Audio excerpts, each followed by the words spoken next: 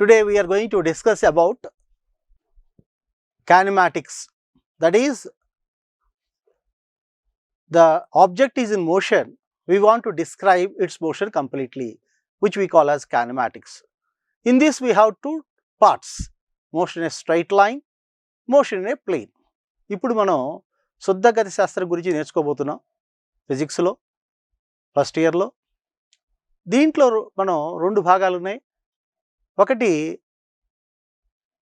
ఒక సరళ రేఖ వెంబటి చలనము, అదేవిధంగా ఒక తలంలో చలనం. ఈ రెండు భాగాలుగా మనం నేర్చుకుంటాం వీటిని. So we're going to understand this motion of a body in a straight line first. So to start with this one, we have to know what is a vector quantity and a scalar quantity. మనం సదిశలు అదిశలు గురించి మనం తెలుసుకోబోతున్నాం. ఈ ఫిజిక్స్ని మనం తేలిగ్గా అర్థం చేసుకుంటాం కోసం వెక్టార్సు అండ్ స్కేలార్సు విభజించాం. ఫిజికల్ క్వాంటిటీస్ని, భౌతిక రాశుల్ని. సదిశ అంటే దిశ కలిగిన దాన్ని సదిశ అంటారు. అంటే ఒక car 30 km/h towards north it is moving అంటే డైరెక్షన్ కూడా ఇచ్చాం కాబట్టి అది వెక్టార్ క్వాంటిటీ. ఒక కారు 30 km/h నార్త్ దిశ వైపు, ఉత్తర దిశ వైపు చలిస్తుంది అంటే దిశ కూడా ఇచ్చాం కాబట్టి అది వెక్టార్ క్వాంటిటీ అయింది, సదిశ రాశి అయింది. ఆ దిశ చెప్పలేదనుకోండి అది అదిశ రాశి అవుతుంది. కాబట్టి సదిశలు అదిశలుగా రెండుగా విభజించాం. ఒక వెక్టార్ క్వాంటిటీని, suppose if I take a vector quantity like this, vegam, velocity is a vector quantity. It can be resolved into two components in the horizontal and the vertical directions. You see here, this velocity is a vector quantity which is making an angle theta with the horizontal. In the x direction, horizontal direction, its component is v cos theta. In the vertical direction, that is y direction, we call as vy. It is v sine theta. కాబట్టి v వేగాన్ని ఒక సదిశ రాశి రెండు భాగాలుగా విభజించగలిగాం. X దిశలో వి cos theta అని, why దిశలో వి sine theta. కాబట్టి సదిశని రెండు భాగాలుగా విడచీయవచ్చు. అదిశకి అలాంటిది లేదు. కాబట్టి వెక్టార్ క్వాంటిటీ యొక్క ఫెసిలిటీ అది. ఎందుకు అంటే ఫిజిక్స్ని తేలిగ్గా అర్థం చేసుకుంటాం కోసం ఈ రకంగా వెక్టార్స్ని, స్కేలార్స్ని మనం నిర్వచించాం. Now we're going to understand about displacement and distance. మనం ఇప్పుడు ఒక స్థానభ్రంశాన్ని, దూరాన్ని తెలుసుకోబోతున్నాం. స్థానభ్రంశం ఏంటి, దూరం అంటే ఏంటో చూద్దాం. ఇప్పుడు రెండు బిందువుల మధ్య ఏ మరియు బి అనే రెండు బిందువులు తీసుకున్నానండి. ఒక వస్తువు ఏ నుంచి బికి ఈ పదంలో, పదం నెంబర్ 1లో ప్రయాణం చేసింది. రెండవది ఈ మార్గంలో చెలించింది, ఇది రెండో మార్గం. మూడోది ఈ మార్గంలో చెలించింది, థర్డ్ పార్ట్. సో ఇక్కడ తొలి బిందువు, the initial point is A, the final point is B, but they travelled in different paths. Path number 1, path number 2, path number 3. ఈ ఉదాహరణలో మనం ఏం చేస్తున్నామంటే ఒక వస్తువు ఏ నుంచి బికి ప్రయాణం చేయడం చూపిస్తున్నాం. ఇక్కడ 3 పదాలు ఉన్నాయండి, 1, 2, 3 పదాలు. ఇక్కడ మొదటి దాంట్లో ఇది నిజమైన ప్రయాణం చేసిన మార్గం, ఇది కూడా ఆ వస్తువు ప్రయాణం చేసిన నిజమైన మార్గం. ఇటువంటి మార్గాన్ని మనం ఏమంటామంటే డిస్టెన్స్ అంటాం. దూరము డిస్టెన్స్. సో డిస్టెన్స్కి, దూరానికి ఉదాహరణ 1 కానీ 2 కానీ 3 కానీ. అంటే ఒక వస్తువు ప్రయాణం చేసిన ఆ మార్గాన్ని మనం దూరము అంటాం. The path travelled, the actual path travelled by the body is called distance. మరి డిస్ప్లేస్మెంట్ అంటే ఏ నుంచి బికి ప్రయాణం చేసిన ఉన్న కనిష్ట దూరం, the minimum distance, the shortest distance measured from A to be is called displacement. కాబట్టి ఈ 3 ఎగ్జాంపుల్స్లో 1 అనేది ఎప్పుడు కూడా డిస్ప్లేస్మెంట్, స్థానభ్రంశాన్ని చూపిస్తుంది.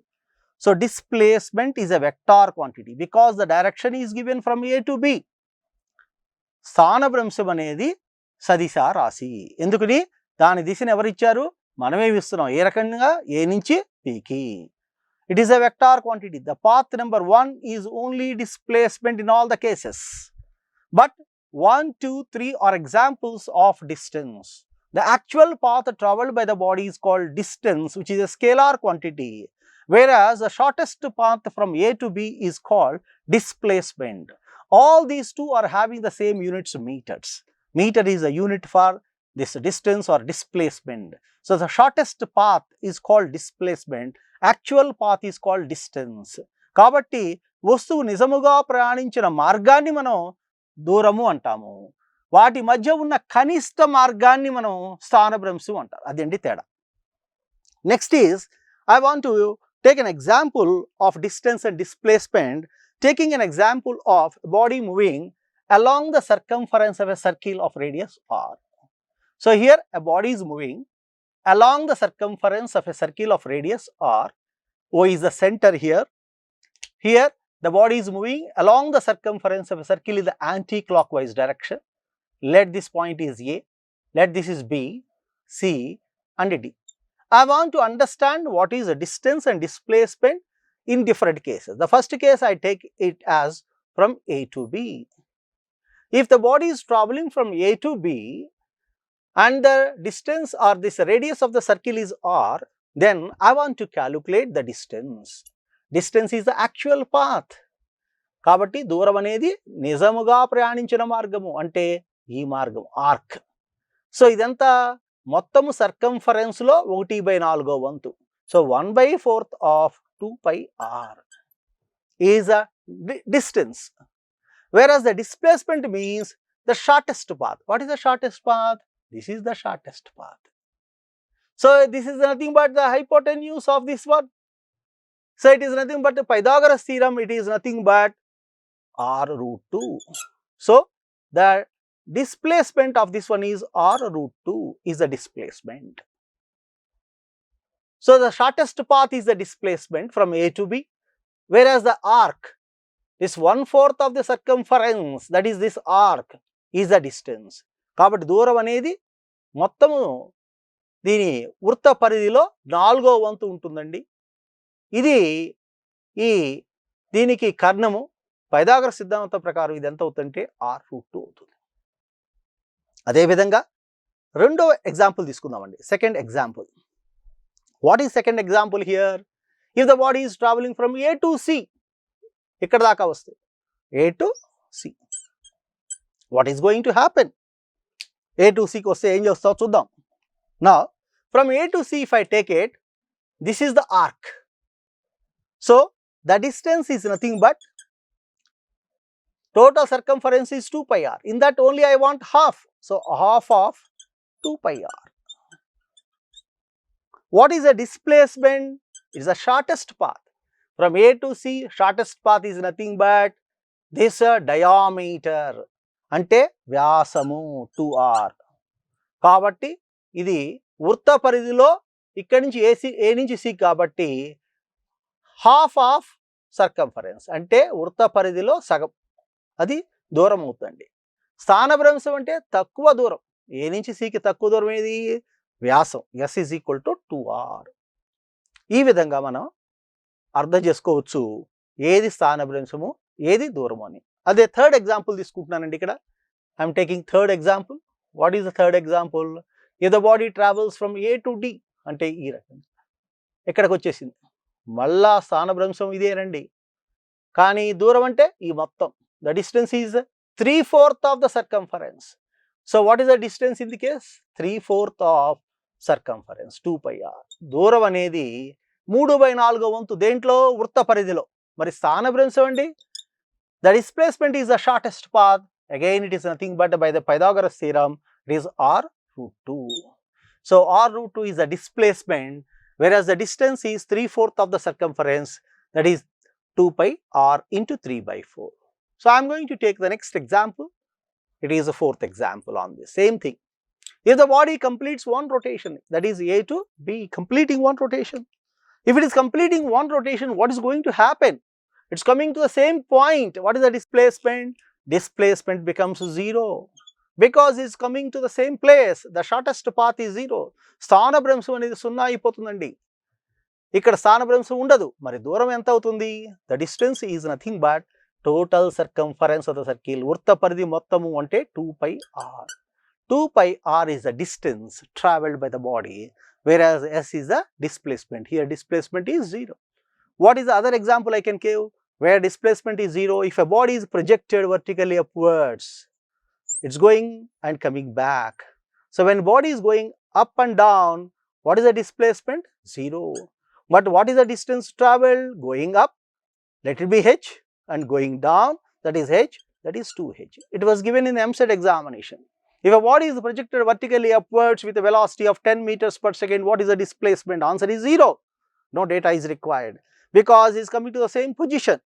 So this is an example for where displacement is 0, but the distance will be there, something will be there.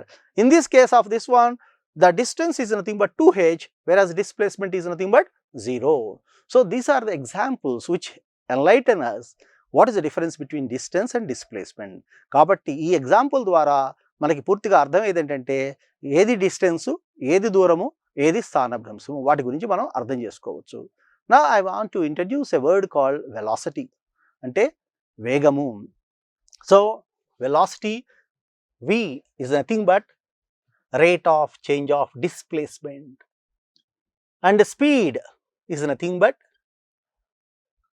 rate of distance travelled by the body.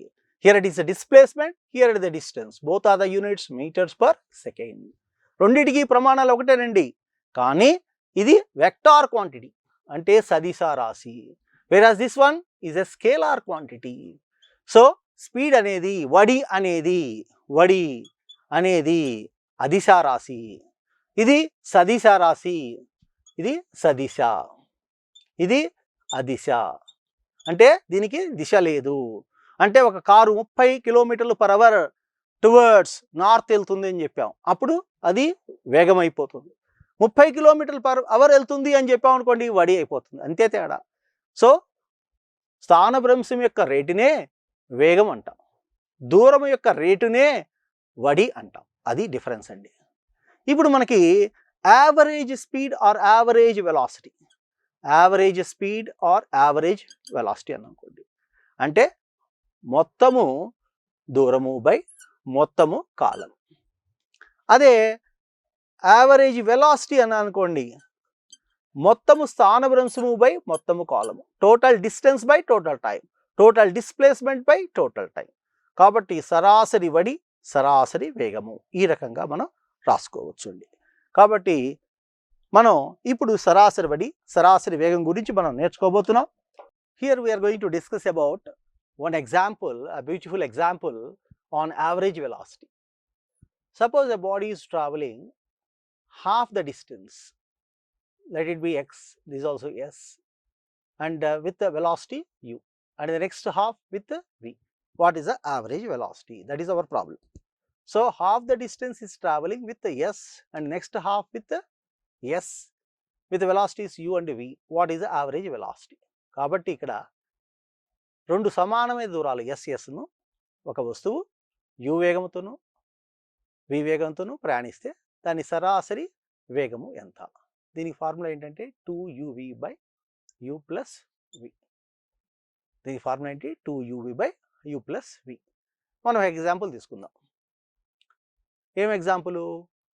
సగం దూరాన్ని 40 km/h, మిగిలిన సగం దూరాన్ని 60 km/h ఒక వస్తువు ఒక సరళరేఖా మార్గంలో ప్రయాణం చేస్తే దాని సరాసరి వేగం ఎంత అని అడిగాడు. కాబట్టి ఫార్ములా ఏంటి? సరాసరి వేగానికి ఫార్ములా 2uv/u + v. ఈ ఫార్ములా 2 × 40 60/40 + 60, దట్ ఈస్ దిస్ 100 అండి, 100. 2 40 60/100. We'll cancel this. So we are getting answer. It is 48 kmph. Very good answer. So kmph. So what is the average velocity? 48 kmph. Here ఒక వస్తువు సగం దూరాన్ని 40 kmph, మిగిలిన సగం దూరాన్ని 60 kmph చేస్తే సరాసరి వేగం ఎంత అని అడిగాడు. ఎంత వచ్చిందమ్మా? 48 km/h వచ్చింది. ఇప్పుడు ఇంకొక ఎగ్జాంపుల్ తీసుకుందామండి. ఒక స్టూడెంటు తన ఇంటి నుంచి బయలుదేరాడండి. కాలేజీకి వెళ్ళాడు. ఒక కాలేజీకి వెళ్ళాడు అనుకుందాం. ఈ కాలేజీకి వెళ్ళి అది డి అనే దూరం, మళ్ళా వచ్చేసాడు ఇంటికి. వెళ్ళేటప్పుడు మీకు తెలుసు చాలా బాధగా వెళ్తాం, 40 kmph. మనం ఇంటికి వస్తున్నాం, చాలా స్పీడ్గా వచ్చేస్తాం ఆనందంగా, అమ్మయ్య ఇంటికి వచ్చేస్తున్నాం అని. అలాంటప్పుడు సరాసరి వేగం ఎంత అని అడిగాడు, average velocity. Here a person is traveling from his house to college or school 40 kmph, coming back with 60 kmph. What is the average velocity? I am asking. So by the formula of 2uv by u plus v, I can say the answer is again same as 48 kmph, but answer is 0. But the answer is 0. In this case we said 48, but in this case answer is 0. Why? ఇక్కడ ఒక మనిషి ఇక్కడి నుంచి స్కూల్కి వెళ్ళాడు, school నుంచి మళ్ళీ వచ్చాడు, 40 kmph 60 kmph సరాసరి వేగం ఎంత అని అడుగుతున్నాడు. మనకి ఈ ఫార్ములా ప్రకారం ఎంత రావాలి? 48 రావాలి. కానీ ఆన్సర్ ఏం చెబుతున్నాం? 0. ఎందుకో చెప్పగలరా? కారణం ఇక్కడ స్థానభ్రంశము, displacement 0. When the displacement is 0, velocity is 0.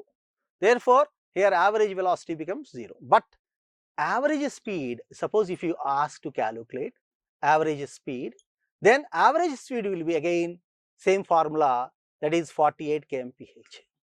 Because ఇక్కడ నేను ఏం చేయాలనుకుంటున్నానంటే, స్ట్రెస్ చేయాలనుకుంటున్నానంటే, ఇది వడి అనేది అదిశ రాశి, దిశతో సంబంధం లేదు, కానీ ఇది మాత్రం దిశ కావాలి. Because it's a vector quantity. So ఇక్కడ స్థానభ్రంశము, displacement is 0. when the displacement 0, the velocity, average velocity is also 0. కాబట్టి ఈ ఫార్ములా ఎప్పుడు వరకు వస్తుంది? స్థానభ్రంశము 0 కానప్పుడు, లేదా వస్తువు ఒకే దిశలో ప్రయాణం చేస్తున్నప్పుడు ఈ ఫార్ములా కరెక్టే. దేనికి? యావరేజ్ వెలాసిటీకి. If not, it becomes 0. So this is importance in the case of average speed or velocity. Now I am going to explain, if the body is moving with the changing velocity or speed, then we have a word called acceleration. Initially it has a velocity v0 and final velocity is v in a time of t. So the rate of change of velocity is called acceleration. కాబట్టి వేగములోని మార్పు రేటుని త్వరణము అంటారు. ఎప్పుడైతే tea కాలము డినామినేటర్లో ఉంటుందో దాన్ని rate అంటారు. వేగములోని మార్పు రేటుని త్వరణం అంటారు. దీనికి units metre per second square. Some people call it as a meter second to the power of -2. So acceleration is a vector quantity. Now if a body is moving with a constant velocity or uniform velocity, if it is a body is moving with a uniform velocity, if a body is moving with a uniform velocity, constant velocity, then the acceleration becomes 0. That is, there is no change. If there is a change, then to describe the motion of a body, we require 4 equations which we call as equations of motion. The first equation is v is equal to u plus at. The second one is s is equal to ut plus half at square. The third one is v square minus u square is equal to 2as. Sn is nothing but the distance traveled in the nth second is u plus a by 2 into 2n minus 1. These are the 4 equations of motion which explains the motion of a body completely. So these are the equations of motion.